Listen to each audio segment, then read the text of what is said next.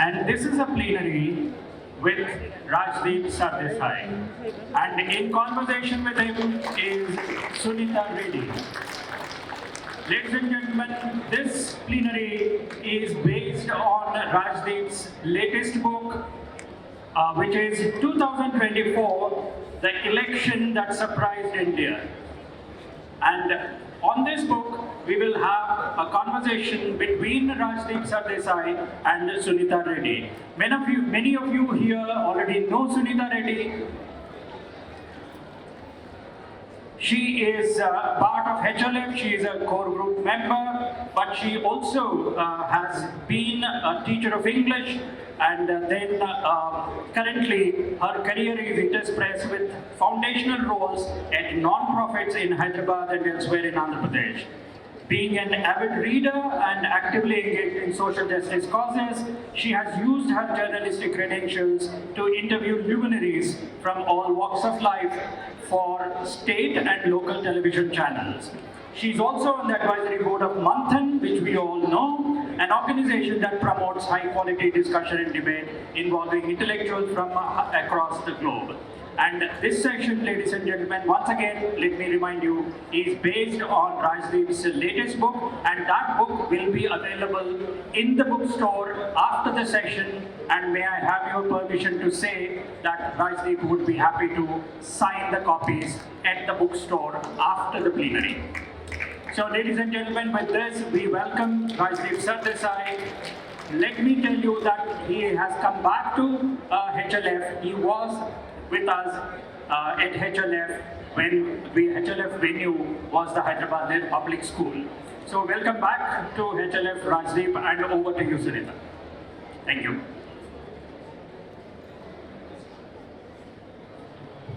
Yeah, thank you so much, Vijay. And I'm sure there's no one here in the audience who doesn't know everything there is to know about Rajdeep. So this is entirely unnecessary, but it's a formality that I need to do, so here goes. Rajdeep Sardesai is an award-winning journalist, author, and TV news presenter. Currently the consulting editor and lead news anchor of the India Today group. He was the founder editor of IBN 18 Network and the managing editor of NDTV 24/7 and NDTV India. In his over 3-decade career, he has won more than 50 awards for journalistic excellence. His previous books on Indian elections, 2019, How Modi Won India, and 2014, The Election That Changed India, have been national bestsellers. 2024, The Election That Surprised India, is his latest publication. He's also the author of Democracy's 11, The Great Indian Cricket Story, which was published in 2017. I am so excited, but also a tad nervous to be in conversation with one of India's most celebrated, well-known, popular television personalities. Thank you so much, Rajdeep, for coming here, despite your very busy schedule. Just flew in for a few hours just to be present at this event. Congratulations, first of all, on writing this book. It was so engrossing. I must tell all of you here that, in these days with so many distractions around, it's so difficult to complete even a very gripping fiction novel.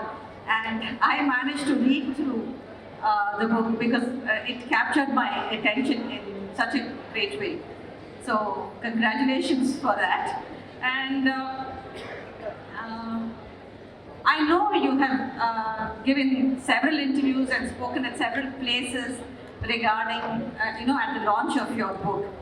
So I'm sure by now you're even weary of answering the same questions over and over again. Hopefully I'll find something new to ask you, and hopefully you'll add a fresh perspective to whatever you've said before. So let's begin.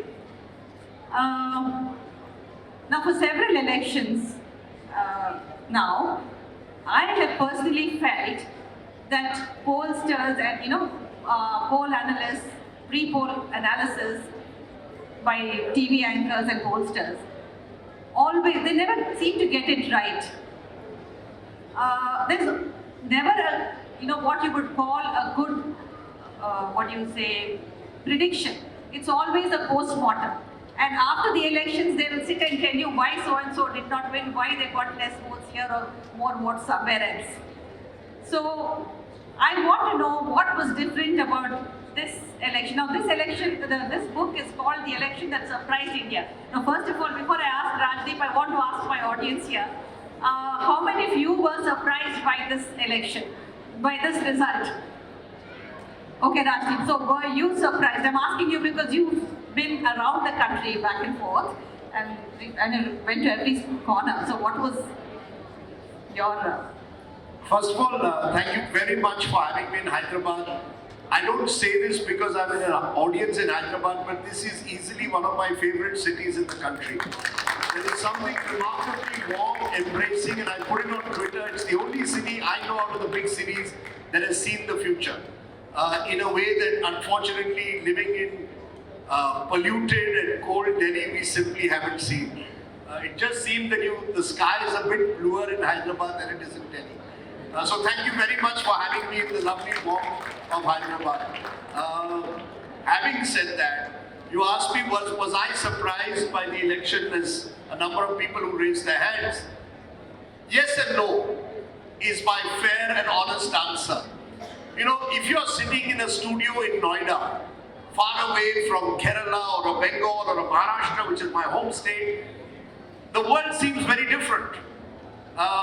Somehow the surround sound over the last 1 year, we can go back virtually. I think it was this day a year ago, around this time that the Ram Mandir was inaugurated. The surround sound was, there is no Aega to Modi hi. Mr. Modi is a larger-than-life personality, and he so dominates the media scale that it was almost impossible to even consider that Mr. Modi in some way could lose his majority. Let's be clear, he won the election in terms of the fact that he is only the second Prime Minister since Jawaharlal Nehru to win 3 consecutive terms. But he didn't quite win it the way we expected. There was such a drumbeat, up ki baar 400 par, that the BJP is going to cross 400, and news channels by the very nature, Sunita, that they are, get carried away by the surround sound. We are like the drumbeat. We've become almost like echo chambers for whoever is in power. And I must confess, I got carried away at one level. I also thought, it's not possible. Mr. Modi is almost invincible. Having said that, and my only refuge is a blog, one of my video blogs on the 12th of May, 2024, where I said, I'm not so sure the BJP will get 272 on their own this time. It's there on record, fortunately. And the reason for that was, as you go further and further across this country, this is the most wonderfully diverse country in the world. To expect some pollster sitting in Noida or some journalist to play God and believe that he or she knows exactly what's going to happen in a country of 100 crore voters now, 65 crores of whom vote, is ridiculous. And in a way, I think I'm glad that we got it so wrong, because it has brought all of us down to earth. And we have been brought down to earth by the humble voter of this country. The voter of this country is quite remarkable in his or her, more importantly her way. That's why I have a woman on the cover. I believe women know more than men more often than not. And you can't win an Indian election without the woman vote now. Nowhere in the country. So I think we got carried away by the surround sound. But as I spoke to more and more Indians, they spoke about paper leaks, they spoke about the biggest challenge of our time, which is jobs. They spoke about mehengai, they spoke about corruption. And you suddenly realize that maybe all of us live in our little bubbles. And India is just too diverse to capture sitting in one Noida studio, which is why I think it's important to have postmortems and write books so that we understand these extraordinary times in which we live. I mean, across the world, Sunita, post-COVID, most incumbent governments have lost. Yeah. Whether it's Joe Biden and Kamala Harris in the United States, whether it's Rishi Sunak in the United Kingdom. Actually, Mr. Modi survived. If we had a better opposition, he would have lost. Exactly, exactly. Part of the problem, Mr. Modi's biggest asset at the moment is a terrible opposition. Absolutely. So you're stuck in a way between a brand Modi which is losing some of its luster and an opposition that is just not good enough. Not able to find its feet. We'll come to more of that later. I like the way you describe a wave election. I'm just going to read out a line from your book.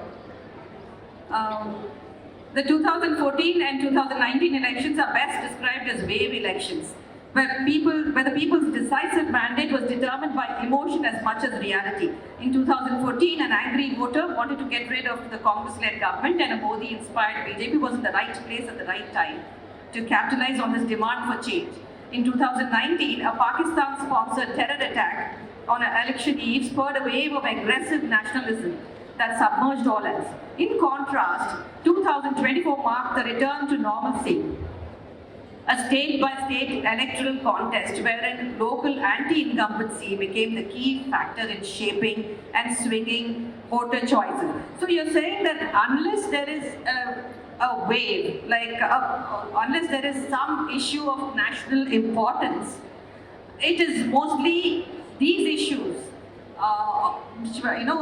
local issues, which will kind of influence elections going forward. So is that, and under two national parties, they are going to slowly lose their significance pan-India? Look, there are 2 or 3 parts to your question. Number one, the fact is, and I made this point earlier, we are the most diverse country in the world. I mean, Andhra Pradesh may not think like Telangana does. Telangana may not think as Karnataka does. Karnataka may not think as Tamil Nadu does. Because every part of this country has such distinctiveness, such strong local identities, such strong local issues that often can take over a campaign. I'll give you an example. In my home state of Maharashtra, during 2024 in North Maharashtra, one of the key issues was onion prices and remunerative prices for onion farmers. That became a huge issue. Now, if you were in if you were in southern, let's say Marathwada, you would not know of onion prices. But in North Maharashtra, the onion farmer was angry. So every part of this country has distinct issues that play out at different times. So to create this surround sound of one nation, one leader, one party, and dare I say even one religion at times, is not going to work. It is therefore not so easy to create a wave election. Every now and then you may have a wave election. 2019, suddenly people thought this Pakistan sponsored terrorism has been taught a lesson, and Ghar mein ghus kar mara, the Prime Minister said, and everyone got carried away by nationalism. 2014, there was a sense that the Congress-led UPA had let the country down with a string of alleged scams. People said we want them out. That doesn't happen all the time. I think it's increasingly Indian elections are becoming local, at times even hyper-local. There are some unifying factors. In a state election, you will find, as I said, the woman voter plays an increasingly important part. And many Indian voters are becoming transactional. Many Indian voters, particularly in state elections, are saying, what's the difference between party A and party B? Even if I vote for party A, that person may switch and join party B. So if these politicians are earning 1,500 crores, I might as well take 1,500 rupees, as in Maharashtra women took, and said, chalo, I'll vote for you. Some people take from both sides and decide who to vote for. You see, the Indian voter now is increasingly cynical of politicians and their promises. So therefore, I think we are becoming more and more fragmented, fractured, and also diverse. And therefore, to create a wave election, this hype, up ki baar, 400 par. Actually, as I mentioned in my book, there were BJP leaders who also began to question it later in the campaign. Up ki baar, 400 par means what? You want to defeat Rajiv Gandhi's record, but what difference does it make to me? In fact, one of the BJP leaders in their internal meeting said, "Ab ki baar 400 par POK pe var, or ab ki baar 400 par uniform civil code." You have to tell people what will you give them. The voter is transactional. He is no longer trusting any politician. The trust factor in most politicians is significantly declining. And that's, I think, the reason why you will not find wave election. This country is a coalition. India is the ultimate coalition. So in a strange way, coalitions are suited for a country like India. Because that's the only time when you do a bit of give and take. And maybe the voter was intelligent enough to say, I'm going to teach a lesson to those who are arrogant. I therefore am bringing down a government which took the voter for granted. But at the same time, I don't have any faith in this opposition. So I'm not going to give them also the kind of numbers they want. So actually, in a strange way, everyone won and everyone lost. Absolutely. In 2024. Absolutely. The reading your book brought home one point very strongly to me, Rajdeep. I think that, the public, and by the public, I include myself, has a very, very short memory. We've been through, a horrendous period in the last few years. When you think of the COVID mismanagement, the shortage of cylinders, it could be, ad hoc arrangements for everything, no proper policy decisions. You had, the most importantly, I think the classic example would be how they announced the lockdown without any planning. There was so much of distress all around. And absolutely shocking was the images of bodies in the Ganga. How did people forget all these so quickly? I relived this whole horror of COVID reading your book. And most importantly, before I forget, what was even worse than all this was the way they kind of encouraged this communal divide by saying that, a group of people were responsible for spreading COVID. In that kind of place where everybody was in despair and fear, this is one thing which would trigger off communal thing, something that we did not need at that stage. And at the same time, they would, have announced cricket matches, they had Kumbh Mela and all that. So at that time, if someone had told me that BJP is going to come back to power, I would have laughed. But here we are. So what happened to all the COVID victims and their families, the migrants and their families? Did they forget? No. Let's not blame people. Let's also blame the media. The media also has amnesia. You see, we seem to blame public. How much did the media question the government for its failures on COVID? I give you stark examples in this book. The World Health Organization says more than 40 lakh people died, Indians died during COVID. Government says 4.5 lakhs. Where's the truth? Will this country ever be told where did the money go for PM CARES fund? Who got the money? How was it spent? When we put RTI after RTI, a colleague of mine, he was told PM CARES fund is a private body. Therefore, we cannot answer questions. Private body, Prime Minister's CARES fund with money going from PSUs becomes a private body. Who asked the questions? We are now in the Mahakumbh, magnificent religious festival. What happened during the Kumbh in Haridwar? The government of the day, before COVID 2.0, claimed victory over COVID. And despite the medical doctors, I have them on record saying that they were opposed the Kumbh being taking place, it was allowed, state-sponsored. Who asked the question? And yet when the Tablighi Jamaat organized before COVID-1, a small little gathering in Nizamuddin, you call them Corona Jihadists. So if a Muslim group organizes it becomes Corona Jihad, and a Kumbh Mela is supported by the government of the day. But the media won't ask this question. So why blame the public? In fact, it is a miracle that the public realized you spoke about the Ganga. Bodies floating in the Ganga. The channel the newspaper that exposed it had an income tax raid on them 1 week after they exposed the story. Who will ask that question? You see, we in the media have failed to ask the right questions. And the public out there has got so divided also between pro-Modi and anti-Modi that you don't want to hear the truth. We all want black and white. We are caught in our echo chambers. So if I say this even today, you'll say I'm anti-Modi. If I say something nice about him, I'll become a bhakt. You see, either we have a rational dialogue and discourse and demand accountability as Indians. Yes, Indians should have demanded accountability from government on the mishandling during COVID. There were some good things also that the government did. But there were some not so good things during COVID. But we don't like to, the people in power certainly don't want to give you bad news. And we in the media don't want to question those in power.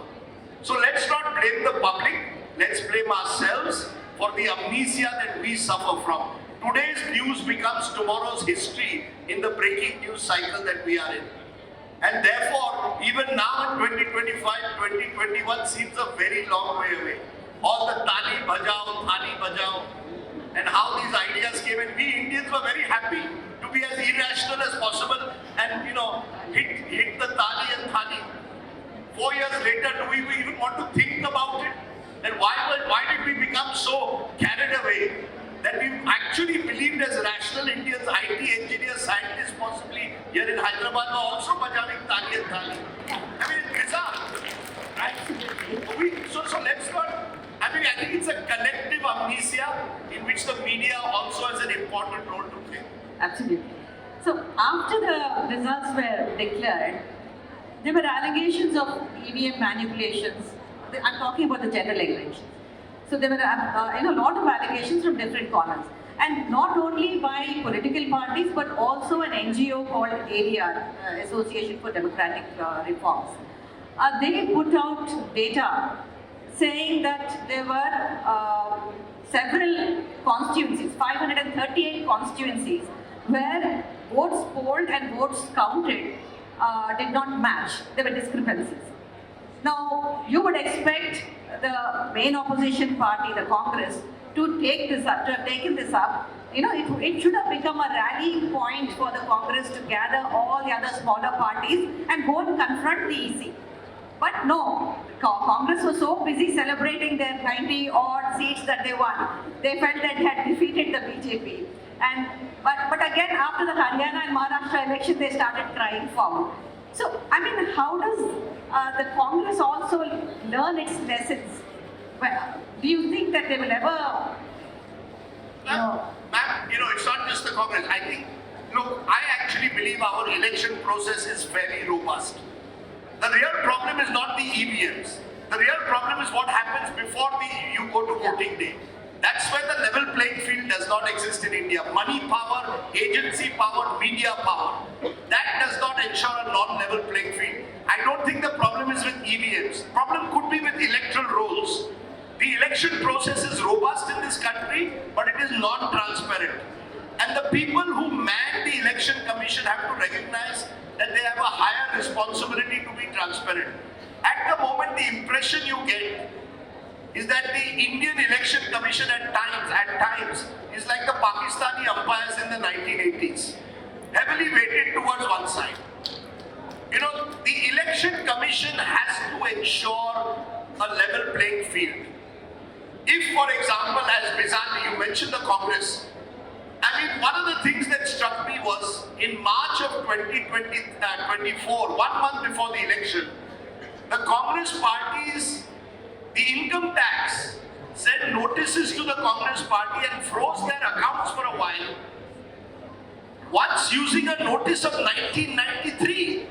In 2024, the Congress party receives a notice of 1993's income tax accounts. Now, in any other part of the country, the Election Commission would have stepped in and ensured that what was clearly a misuse of IT power was checked. Or if a chief minister is arrested just before an election, surely you need to question why the arrest is taking place at the time it is. Why is money power being allowed to be so easily used? In Telangana, one of the states where I believe maximum monies are spent at election time.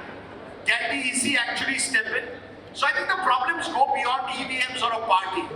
I think the problems are institutional. Our institutions have got weakened over time, like them or not. Processes are not the problem. It's the people who man the institutions and their commitment to the democratic process. Why can they not be more transparent if the votes do not match in 538 out of 543 constituencies? Votes polled and votes counted. They must tell the country. Yes. Why can't they tell the country? So if you have a non-transparent election commission, then public faith in that institution declines over time. That's what I'm asking. The Congress should have taken it up, being the largest opposition party. They should have taken it up more, Look, Congress bashing has become a sport. In my You earlier do it book, I had a line: Rahul Gandhi has never missed an opportunity to miss an opportunity, and everyone would laugh in the audience like this. But the truth of the matter is, let me also be honest, it is not easy being an opposition leader in India today. I mean, the enforcement directorate in this country only seems to operate in opposition rule states. Are you telling me BJP leaders don't engage in money laundering? Where does the money for all these campaigns come from? I mean, look at the Maharashtra election campaign of 2024. You could travel on a highway, as I did, all the way from Nashik to Mumbai. You would only see BJP posters and across. Where does the money come from? Do we ask questions? Are we saying corruption only takes place in opposition rule states? So I think being an opposition leader is not easy. Of course, the Congress party, as I said, has considerably weakened. Their organization has weakened, and they should be raising these questions. I mean, we are in a Congress-ruled state at the moment. That's another matter. So the world may look different from Telangana, but the Congress is a weakened party. But it's not just the responsibility of the opposition to raise these questions. Institutions, Supreme Court. What is the Supreme Court of this country doing? Absolutely. What is the role of the media? What is the role of Central Vigilance Commissioners, Enforcement Directorate? Enforcement Directorate officials are meant to be non-aligned. They become what the police was for the colonials. They are a private army for whoever is in power. That's the problem in our system. I mean, in Maharashtra, for example, the Enforcement Directorate has been used as a washing machine. The moment politicians switch sides, They come out clean. they come out clean. I wanted to say as clean as the Ganga, but the Ganga is also polluted. You see, but that's the problem. I mean, look at the brazenness.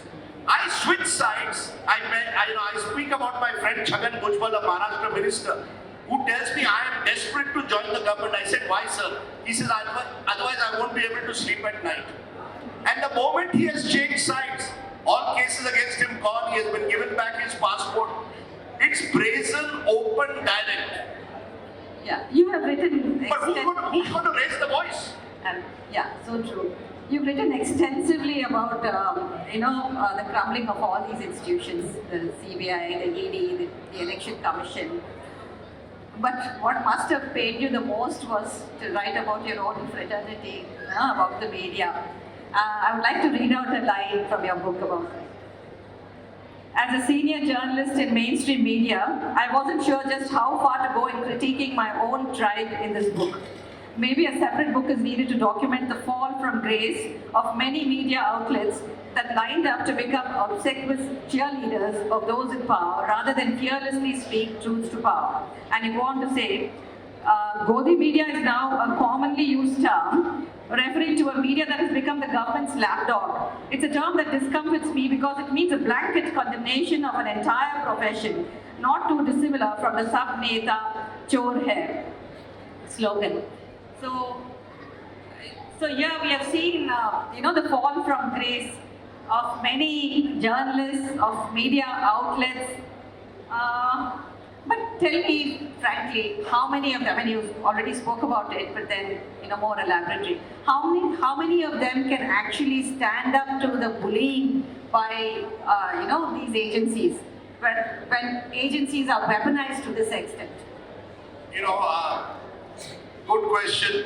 I don't know how many of you read in the papers just 2 days ago or 3 days ago, CBI closes all cases against NDTV. Yeah. No proof of any corruption or any against Pranoy Roy and Radhika Roy. 2024 January, 6 or 7 years after first the Enforcement Directorate and CBI filed cases against them. Made Pranoy Roy appear time and again before the ED office. Did not allow him to leave the country along with his family to celebrate his wife's 70th birthday, as I mentioned in the book. And the immigration official tells me later, sir, if you meet Dr. Roy, apologize to him. मैंने नहीं किया, order मिला था ऊपर से. For 7 years, you hounded them to the point when they sold their company to the only person who seems to have the money to buy anything and everything in this country. right? For 7 years you did that. For 7 years you hounded them. They sell their company or are forced to sell their company. And today you say, no, nothing, we have found nothing. In India, my friends, the process is the punishment. Yeah. That is the reality. And today, if it happens to the pioneer of my medium, the reason why people like me are there, he's someone who mentored me, gave me a lot in terms of opportunities. If it happens to the people at the top, think about the small guy at the bottom. I mentioned a small company like NewsClick. Young interns had their laptops and their mobiles confiscated by the Delhi Police's special cell in a raid that was carried out on them. What was their crime? You went and put the editor of NewsClick, Probir Purkayas, into jail. He spent 8 months in jail. And he has the distinction that he was also put into jail by Indira Gandhi during the emergency. So you put the same person, and at 75, you put this man, and when you go into their bank account now, they barely had a few rupees in it. Why? Because some New York Times article said that Chinese funding had come into this. Reserve Bank of India's former governor is here. Reserve Bank of India had cleared the payment. And yet you put the man and charged him under such severe laws, he spent 8 months or 7-8 months in jail. What's the message you're giving the media? So you're right, there is a chilling effect. If an NDTV is sold in the manner it was, if a NewsClick is hounded in the manner it was, if young journalists are targeted sometimes in the manner they are, what do you expect the media? Unfortunately, I wish some of us in the media had more of a spine. Particularly, don't blame the reporters. It's the owners, the people at the top. They have to show the spine and say enough is enough, we will fight back. But that doesn't happen today. And therefore the media is managed. And it's not just in Delhi. In Telangana it will be managed, in Bengal it will be managed, in Tamil Nadu, whoever is in power. You see, I keep saying, Angrez chale gaye, apne aulad chhod gaye. The rulers of our time, they become our rulers. And they know how to rule us, and they use weaponized agencies to rule us. CBI, ED, willing accomplices in this process. That's the problem. So, it's not easy to be, just like it's not easy to be in the opposition today, it's not also easy to be a media person who can tell truth to power. I mean, I cite the instance of a friend of mine from NDTV. I don't give his name, but he was suspended by his channel in May for only speaking the truth about a Prime Minister's speech during the election campaign.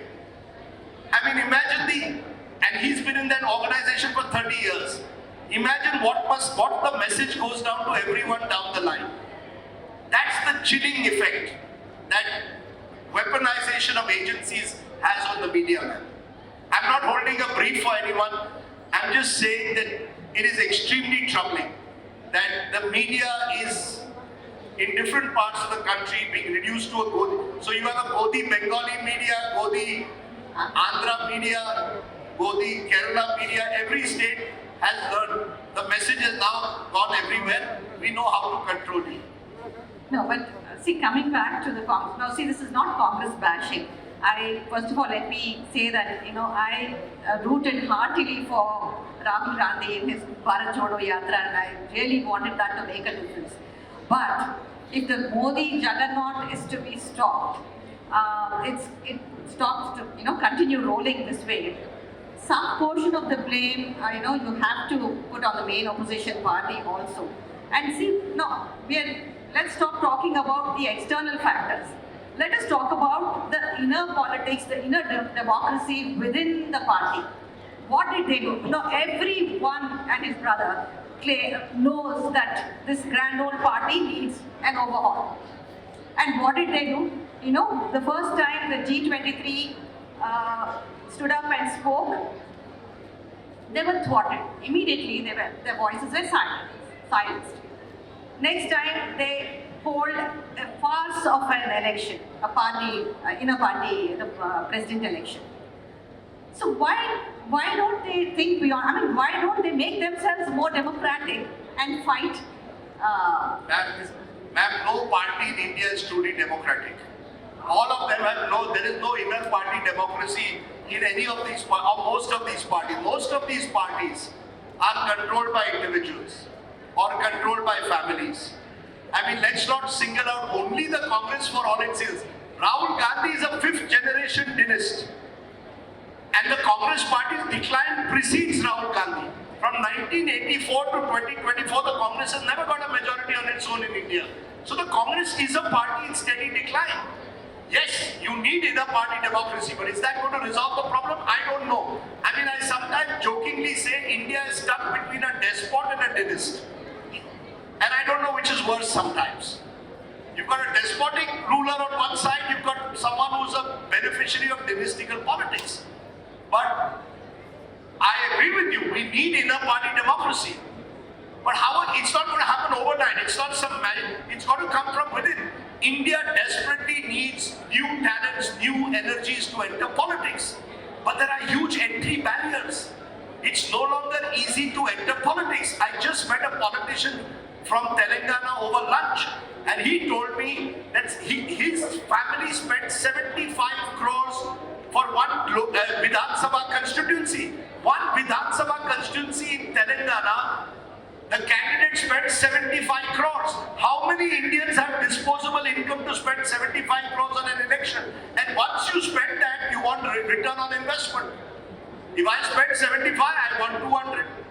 Where does the money come from? We have created a vicious cycle, a vicious circle. Inner party democracy is one of the problems. But the real problem, according to me, is the manner in which the election process is now captured by those who have access to wealth and power in an unimaginable way. So good people hesitate to join politics. Nandan Nilekani, contested from South Bangalore, got the lowest seats of any Congress candidate in South Bangalore in 2014. Is Nandan Nilekani not qualified? Could he? I mean, if Nandan Nilekani contested against Rahul Gandhi for Congress presidency, he will lose. I sometimes say again jocularly, if Mahatma Gandhi contested an Indian election today, he will lose. He'll probably lose his deposit. Because Gandhi will say, I'm not putting up any money to contest an election. So I think there are larger problems. There are structural problems in the way our elections now take place in this country. And money power is a big part. I don't want to only give stories of depression. This book has stories of hope. Yeah, 10 stories. There are 10 stories of hope as well. Yeah, I thought I'd save that to the end. Sure. But before that, I would like to know what you think of political strategists who have played, captured all these parties. I mean, they think they cannot move forward without them. Do you think they're kind of changing the face of elections in India? Look, like elections in India are becoming much more about last mile connectivity. It's becoming about whether you have feet on the ground, workers on the ground, whether you have the right booth management. Poll strategists can play a role there. The days are gone when a leader comes, waves at you just before an election and you go and vote for him. Those days are gone. Today elections are fought on a WhatsApp near you. Today elections are fought on social media. So it requires management techniques which some of these political strategists have. But it's not enough. It's not sufficient. It's not as if Prashant Kishore, for example, claimed that he had won Bengal for Mamata Banerjee. Truth of the matter is, Mamata Banerjee won, Prashant Kishore helped her. The same Prashant Kishore then went to Goa with the Trinamool Congress. Trinamool Congress got 0 seats. Because my other home state is Goa and we have a very different way of voting. Each constituency is 25,000. You need only 10,000 votes to win. So in a diverse country like India, even political strategists must not play God. None of us must play God. Neither journalists, pollsters, strategists. But yes, Indian elections have become more competitive, much more micromanaged. They do require Sam, Dam, Danda, Bhed. Maybe they always had Sam, Dam, Danda, Bhed. It's just that it is more open and brazen. I give this example of the dangers of this. Just before the Maharashtra election, my aunt who lives in Pune sent me a WhatsApp saying, Rajdeep, have you seen this news that you are not showing? I said, what's the news? Please see this. Waqf board is taking over Siddhi Vinayak temple. So I said, where have you got this news? Haven't you seen this WhatsApp?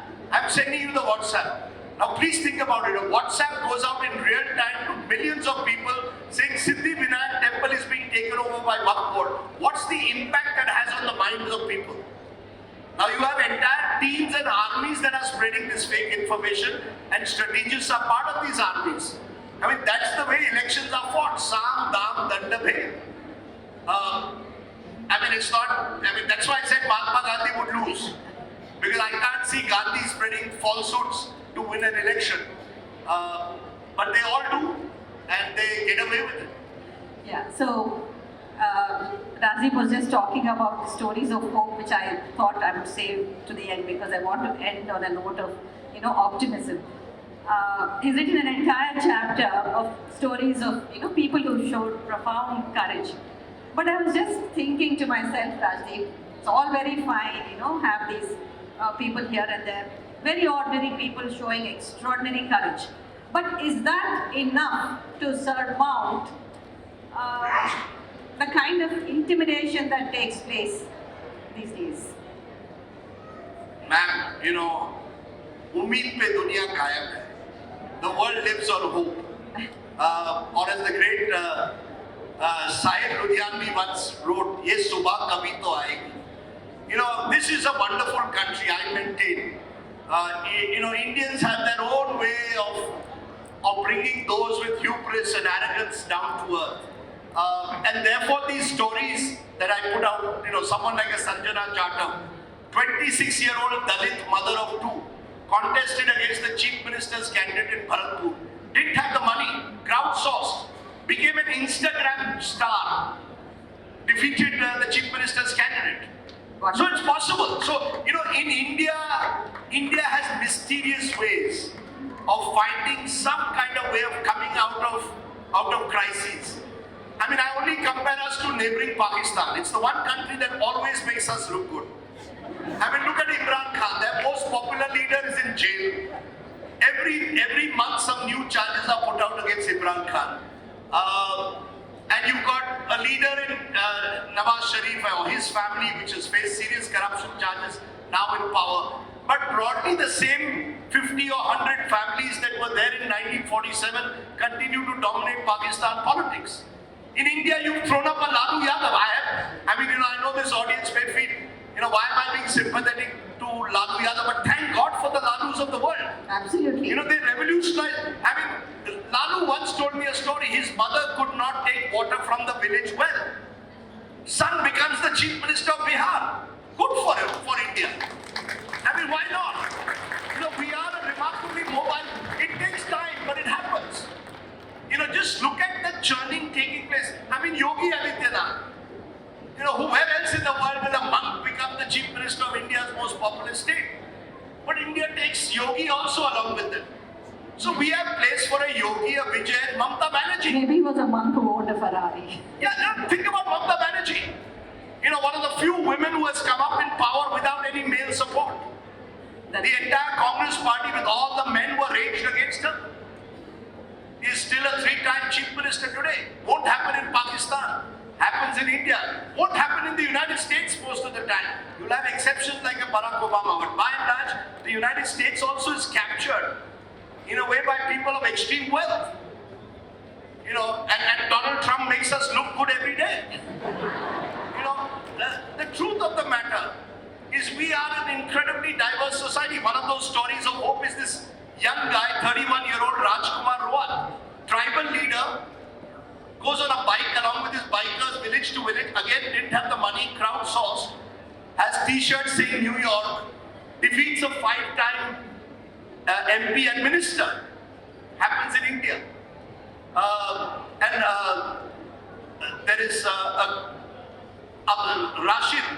Rashid engineer, Rashid, wins an election defeating Omar Abdullah from jail in Jammu and Kashmir. 5 months later, is allowed to come out of jail. The same voters don't vote for him anymore. Because in the Lok Sabha, it was Tihar ka badla vote se. The moment he came out of jail, the people of Kashmir thought he had struck a deal with the center. Didn't vote for him. This is the remarkable country that India is. Where else in the world will you win? And Arvind Kejriwal will be swept aside in a Lok Sabha election may well win Vidhan Sabha. Same voter. In America, the Democrats vote Democrats, Republicans vote Republicans. In India, the voter said, "मैं देखूंगा whether I want to walk, मैं देखूंगी मैं आपको vote दूंगी या नहीं." Husbands, wives don't tell their husbands anymore who they're voting for. Those days are also gone. In fact, some of them deliberately say, one of them told me this time in Maharashtra, "तुम्हा माझ्या नवऱ्याला सांगू नका मी कोणाला vote देणार आहे." That's India. It's a, so you have to be, we are crazy, there is a lot wrong with our system, and yet in a strange way you have to be hopeful and optimistic. Because otherwise we would be all living somewhere else in Seattle or wherever else. Hyderabadis send their young. There are a lot of other questions I wanted to ask Rajdeep, but we're running out of time. So, and I'm sure there are people dying to ask you. I want to leave at least a couple of them for the audience. Yes. Sunita, I request you to identify the person to whom the mic should go, and it will go strictly. The first hand went up here. And my This request boy is please keep the questions and next to Sarla. suggestions, comments, etc. can wait. Straightforward, brief Short questions. questions, please. Yes. Next to Sarla, yeah. Sarla, make it stand.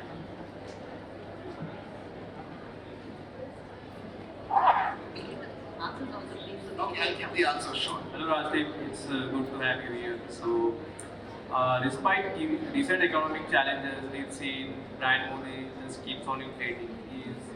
Modi is showing progress because of the opposition ineffectiveness to capitalize over the government's weaknesses. And has your view on Rahul Gandhi has changed yet, or has your view on Rahul Gandhi has changed yet, or it's been the same since many? No, look, I think in my view, Brand Modi is no longer as powerful as he was 10 years ago. So if I were to look at purely in brand value, there are any brand, you can sense that there are weaknesses in that brand now. After 10 years, promises are made, not all of them are kept. Rahul Gandhi, nice guy, but I'm a nice guy as well.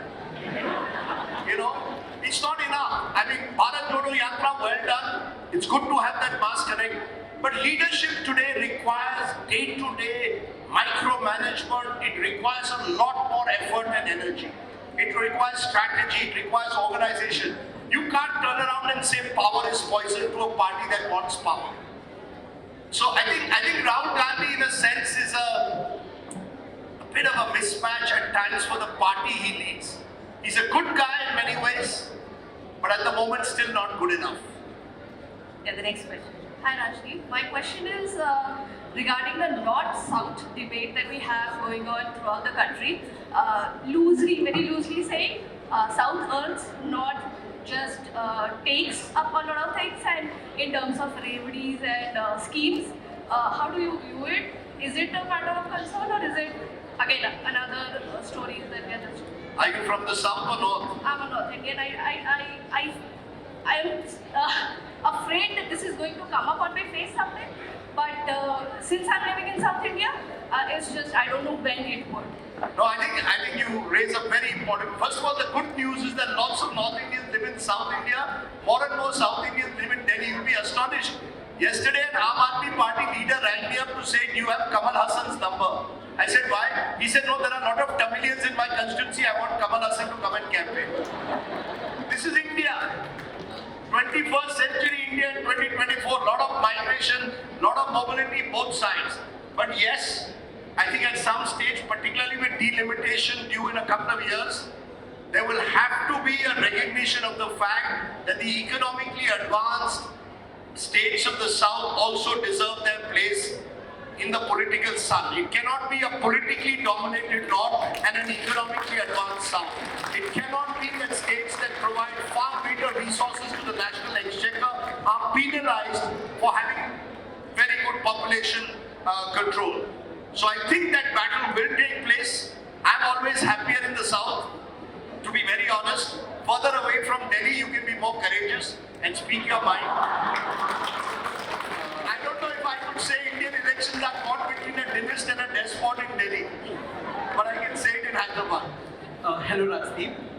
Won't call you sir because we don't call our favorite sports people sir. We don't call any politician sir. We don't call our favorite film stars sir. So we'll call you Rajdeep. Why should we call our favorite journalist sir.